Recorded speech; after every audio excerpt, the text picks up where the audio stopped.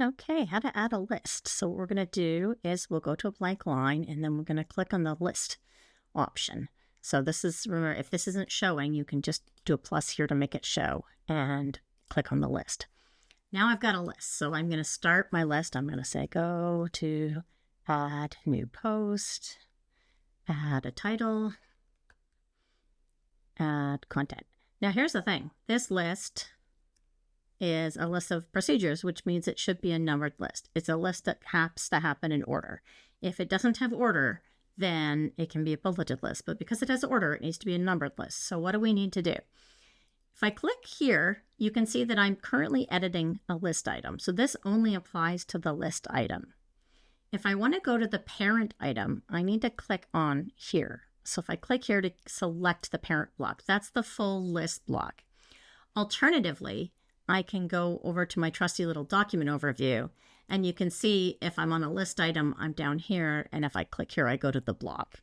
This is where I can change it to a different kind of list. So I can jump in here and change it to a numbered list from a bulleted list. And again, you can look at the different styles, numbers, letters, uppercase, Roman. So again, over here, you come into the styles and the things that you can edit on, again, the list is the parent, which means it's going to affect everything under it.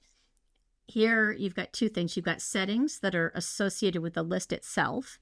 And then over here, you've got styles.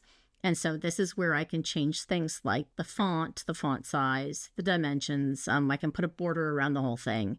So for example, if I wanted a border, I could make a purple border. And you can see it goes around the entire list because anything at this level is affecting the list itself.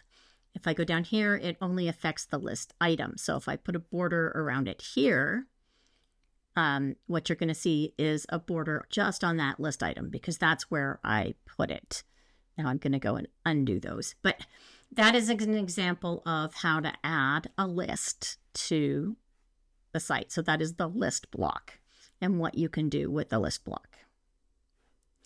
Let's take one more quick look here. Up here, I wanted to take a quick peek at this one.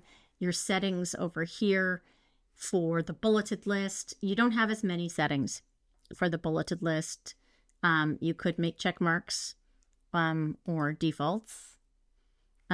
Changing or adding things to the block here, if you had a style that you wanted across your site, we'll talk about how to edit the default configuration for different types of blocks when we talk about templates.